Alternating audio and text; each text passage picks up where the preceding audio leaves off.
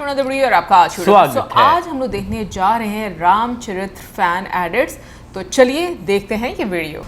मैं आप सबके सामने प्रतिज्ञा करके कहता हूं कि आज संग्राम में देवता, किन्नर, गंधर्व, सिद्ध और चारणों सहित तीनों लोगों के प्राणी राम का रामत्व देखेंगे।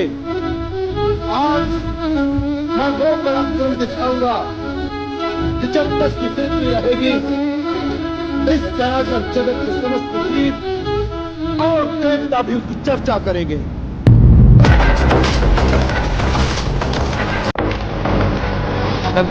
डायलॉग बहुत बहुत है। मैंने तो वन में 14 वर्ष बिताए पिता की आज्ञा के कारण,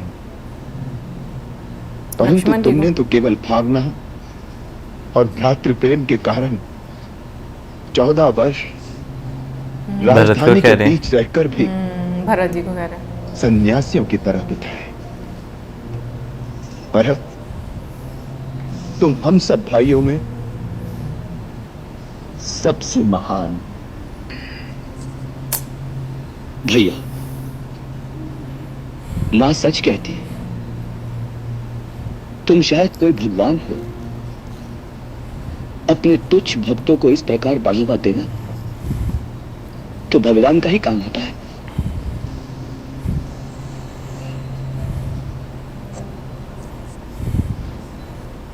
मां ने कहा था अब आप ही मेरे परमेश्वर हैं। मां का उपदेश तो सुन लिया, अब मेरा एक उपदेश सुनोगी?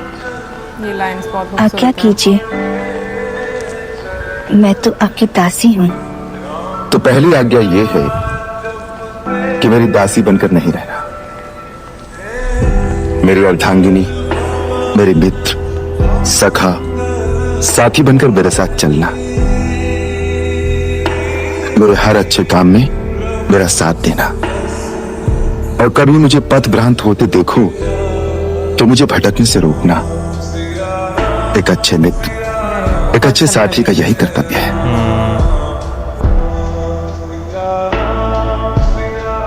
प्रभु, आपको भूख लगी होगी। हाँ, मैं फल लेकर आती हूँ। ये शबरी खाइए प्रभु, बहुत मीठे हैं, मैंने चक कर रखे हैं।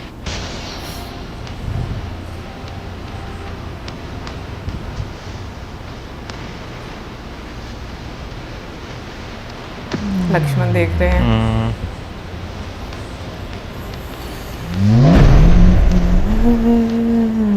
खाइए प्रभु। वाह, इनकी प्रशंसा के लिए शब्द नहीं है मेरे पास। इतने वर्षों बाद ऐसा लगा जैसे माता कौशल्या अपने हाथ से खिला रही हो। लक्ष्मण, ऐसे मीठे फल तो भगवान को बैकुंठ योग में भी नहीं मिल सकते।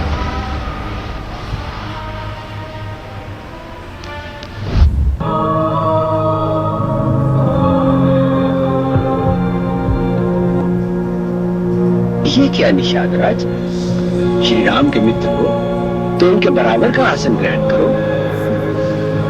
नहीं नहीं महाराज, हम तो नीच जात के हैं, बहुत छोटे आदमी हैं।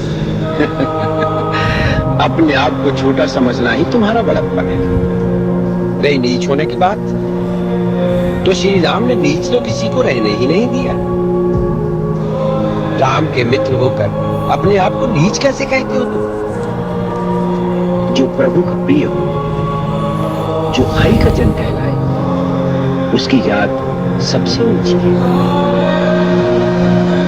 ये आवाज कितनी अच्छी है ना पीछे।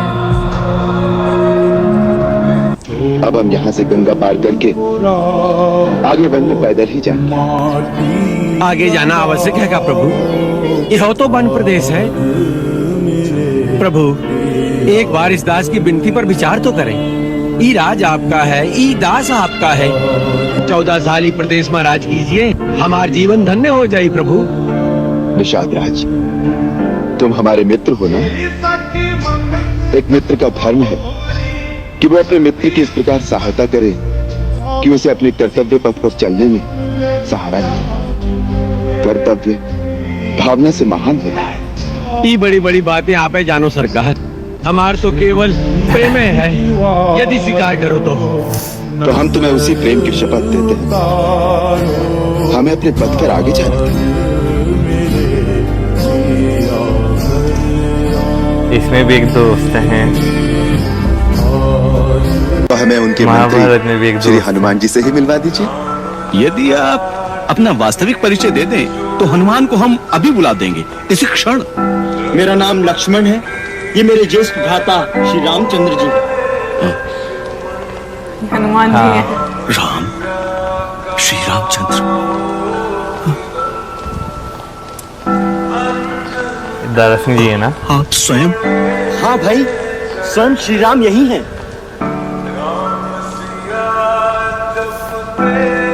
सारे भ्रम दूर हो गए, केवल मन में इतना सा खेद रह गया है। मैं तो जलमती वानर ठहरा, प्रभु को पहचानने में देर हो गई, किंतु श्री राम तो सर्वज्ञ है।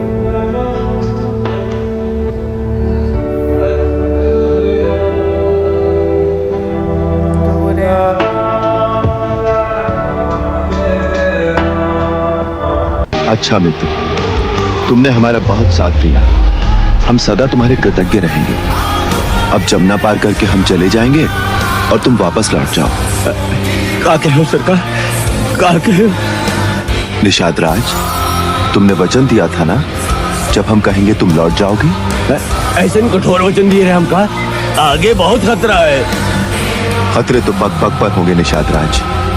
हमारा ठिकाना निश्चित हो चुका। जाते जाते हम तुम पर एक उत्तरदायित्व डाल रहे हैं। भरत ने अभी अभी राज्यभार संभाला है, इसलिए जब तक भरत पूरी तरह राज्य न संभाल ले, तुम सीमा की रक्षा करना। आप कोई भय मत करें सरकार, मैं आपको वचन देता हूँ, हम निषादों की लाश के ऊपर से जाकर ही शत्रु को सीमा पार करेगा पड़ी। ये हमारा वचन रहा। अच्छा मित्र।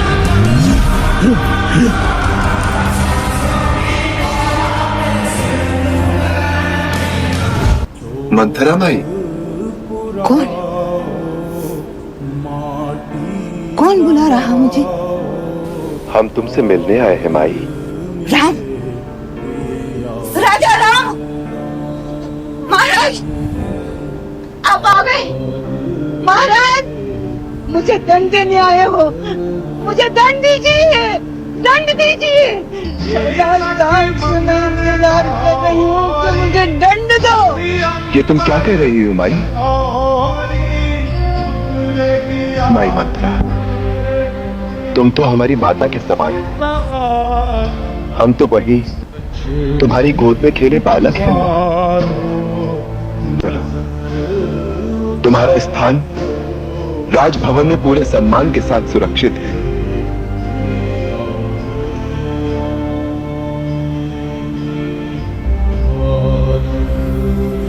देखो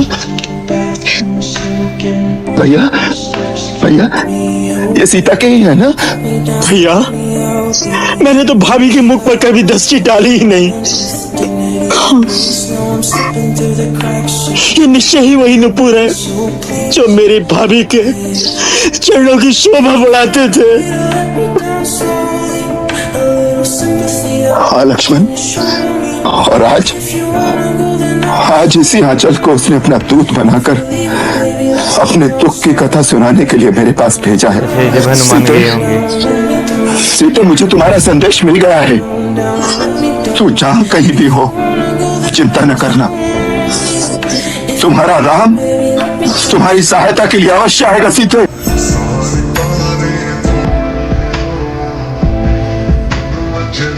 प्रेम का कोई मोल न कर। पता नहीं, मुझे ये सारे बहुत इमोशनल कर रहे हैं। बिन मोल बिक जाए। अच्छा, तो बिक जाता हूं। शायद 14 वर्ष का बिछोही मेरे पापों का प्रायश्चित करते, परंतु एक बात याद रखना बेटी, 14 वर्ष के बाद यदि आपने आने में एक दिन की भी देरी की तो इन चरणों की कसम खाकर कहते हैं आप अपने भरत की चिता चलती देखेंगे। नहीं भरत नहीं। भैया, मैं तुझे वचन देता हूं, मेरे आने में एक दिन की भी देरी नहीं होगी। भाई, कुछ मांगू तो दोगे पभी? तू मेरे प्राण मांग ले तो इसी क्षण दे दूंगा। क्या हुआ है? बोल क्या चाहिए तुझे? मुझे अपनी चरण पादुका दे। कुछ नहीं, सब ठीक है। कि जीवन में जो कुछ होता है बस मानव बहुत को जो इमोशनल सुख लगा था मुझे। देता है, उसके पीछे विधि की कोई योजना है। मानव अल्पज्ञ है तो भविष्य को नहीं जानता, परंतु विधाता जानते थे कि जो दुख हमको मिला उसके परिणाम स्वरूप संसार और समाज का कितना कल्याण होने वाला था। अब तनिक पीछे की ओर दृष्टि डालकर देखो तो विधि की योजना का पता चलता है कि सीता को वास्तव में आर्याव्रत को अधर्मियों की अनीति और अत्याचार से मुक्त करने का निमित्त बनाया गया। वो दोनों वर क्या है माता? पहला ये है कि तुम्हारी जगह भरत का राज्याभिषेक हो, और दूसरा ये कि तुम मुनि वेश धारण करके 14 वर्ष तक वन में रहो। बस इतनी सी बात पर इतना विवाद था? ये तो बड़ी प्रसन्नता की बात है महाराज कि मुझे माता और पिता दोनों के वचनों को पालन करने का ऐसा अवसर मिला जो किसी पितृ को बड़े भाग्य से मिलता है। भारत को राज्य देने के लिए तो मुझे किसी की आज्ञा की आवश्यकता नहीं। फूल जैसे भाई को तो मैं राज्य स्वयं प्रसन्नता से दे दूंगा।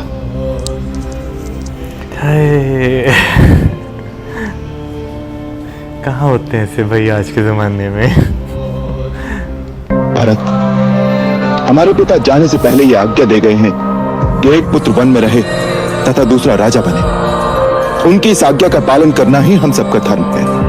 ठीक है, अगर यही धर्म है तो मैं 14 वर्ष वन में रहता हूं, परंतु आप अयोध्या लौट जाइए। धर्म व्यापार नहीं होता भरत जो वस्तुओं का अदल बदल कर लिया जाए। धर्म अति कठोर और व्यक्तिगत होता है। तात, तुम अपने हृदय में व्यर्थ ग्लानि कर रहे हो। मैं भगवान शंकर को साक्षी करके कहता हूं कि तीनों काल और तीनों लोकों में तुम जैसा धर्मात्मा पुरुष न हुआ है और न होगा। तुम पर कुटिलता का आरोप लगाना महापाप है। भरत, तुम्हारे जैसे महात्मा का नाम स्मरण करने से ही पाप, प्रपंच और समस्त अमंगल मिट जाते हैं। अपराधी को तो शिक्षा सभी दे सकते हैं, परंतु भाई वही है जो संकट में साथ खड़ा रहे, सहायता करे, शिक्षा न दे। जाकर सो जाओ। रावण को अपनी आन निभाना और शान के साथ जीना और मरना दोनों आते हैं। जाओ। भैया, आपने मुझे ठीक प्रकार से समझा नहीं। यदि मैं जीवित रहा तो आज रात को लंका में विजय का उत्सव होगा। परंतु क्या? परंतु भैया, सबकी बात सच निकली और वो सचमुच भगवान है तो भी मैं पीठ नहीं दिखाऊंगा। अपने भाई की आन के लिए रणभूमि में लड़ता हुआ मर जाऊंगा, ये मेरा वचन है।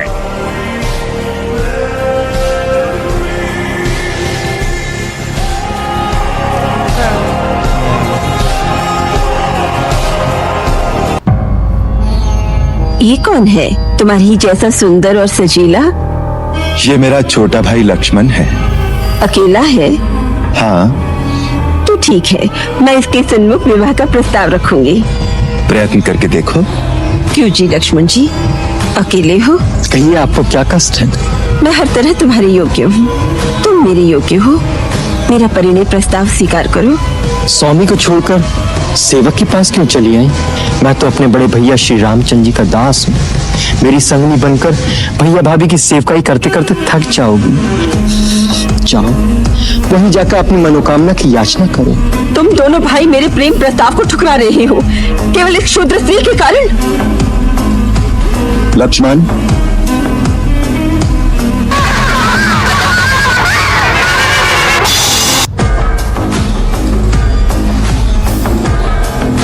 तो तुम समझते हो कि अपने आप को राम कहने से तुम परशुराम का भी सामना कर सकते हो, तो उठाओ शस्त्र और मेरे साथ युद्ध करो। मैं तुम्हें निहत्था नहीं मारूंगा, वीरोचित मृत्यु का अवसर दूंगा, और युद्ध नहीं करोगे तो भाई समेत तुम्हें अभी मार डालूंगा। प्रभु, यदि रण में हमें कोई ललकारे तो क्षत्रिय धर्म के अनुसार हम उससे अवश्य लड़ेंगे, चाहे वह स्वयं काल ही क्यों ना हो। परंतु हम रघुवंशियों का यह भी धर्म है कि हम गौ, ब्राह्मण और स्त्री पर हाथ नहीं उठाते। ब्राह्मण हमारे लिए सदा पूजनीय है, सो प्रभु और सेवक के बीच युद्ध कैसे हो सकता है?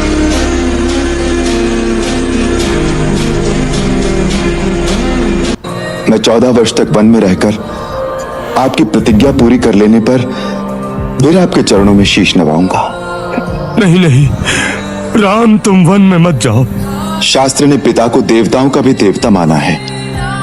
आपको देवता मानकर मैं अपने वनगमन को आपकी पूजा समझता हूं। मुझे वनगमन की आज्ञा दीजिए, जिससे मैं समझूं कि आपने मेरी पूजा स्वीकार की। ओह, ये विधि की कैसी घोर विडंबना है। कैसे धर्म संकट में फंस गए दशरथ के प्राण। आप मेरे दुख की चिंता न कीजिए। सुख और दुख तो केवल मन की स्थिति का नाम है। मैंने तो अपने मन को वन के सुखों की ओर आकर्षित कर भी लिया है।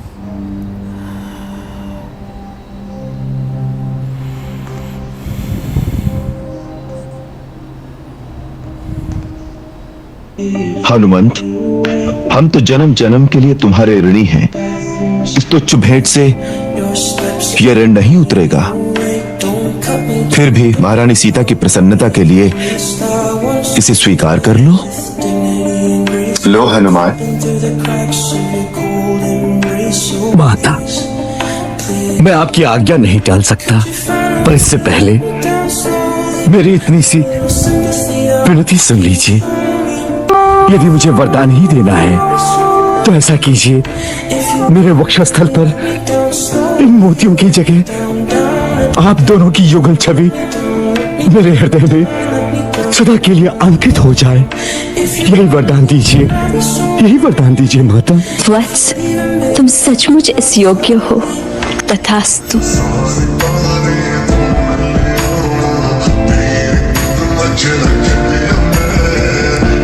भैया केवल अपनी नाव को थोड़ा किनारे पर ले लो, जिससे देवी सीता उसमें सुगमता से चढ़ सके। अरे ये कैसे हो सकता है?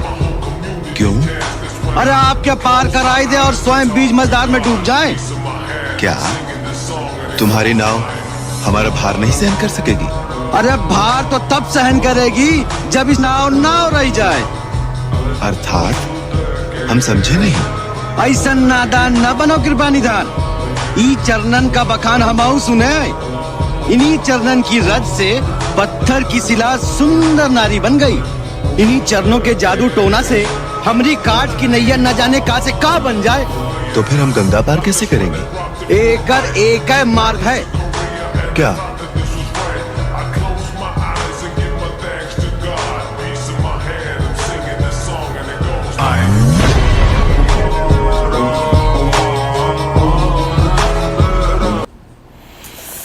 बहुत खूबसूरत एडिट से। और सबसे पहले तो मैं पूछना चाहूँगा कि आप रोई क्यों थी? भाई जिस तरीके से मतलब राम जी का रोल प्ले किया है ना उन्होंने, उनका जो स्वभाव है ना, सीरियसली वो आपको बहुत इमोशनल कर देता है। उनका अपने भाइयों के प्रति, अपनी फैमिली के प्रति जो प्यार, और जिस तरीके से वो माफ़ कर देते हैं, हर गलती को माफ़ कर देते हैं, किसी के बारे में गलत नहीं सोचते। हम लोग तो एक एक्शन पर इतने जजमेंटल हो जाते हैं, चाहे हम जिनसे जितना मर्जी प्यार करते हैं। पूरी ज़िंदगी नहीं हम माफ़ करते, पूरी ज़िंदगी माफ़ भी नहीं करते। और हम लोग ये चीज़ भी करते हैं कि हम दावे करेंगे बड़े बड़े कि भाई हम बहुत ज़्यादा प्यार करते हैं, बट हम लोग जब कोई हमारे साथ थोड़ा सा भी हमारी कह लें कि स्वभाव से इधर उधर थोड़ा हो जाता, तो हम उसी टाइम पर ऑफेंड होकर तो उसको बुरा बना देते। भाई यहाँ पे एग्जांपल वो मंथरा की हम दे सकते हैं, क्योंकि उसका भी एक जो है बीच में क्लिप आया था जहाँ पर जो है वो उसे लगा कि शायद अब मुझे जो है वो सज़ा मिलेगी, लेकिन उन्होंने माफ़ करके उनका जो एक पद था वो जो है बहाल कर दिया। ठीक है, तो मेरा ख्याल है इससे बड़ी आप देखें तो अच्छी चीज़ कोई भी नहीं हो सकती, या आप कह लें इससे बड़ा दंड भी कोई नहीं हो सकता कि एक इंसान जिसने इस तरह किया हो तो आप उसके साथ जो है दोबारा से अच्छा व्यवहार जो है वो करें। और खैर युग भी जो है वो अब बदल चुका हुआ है।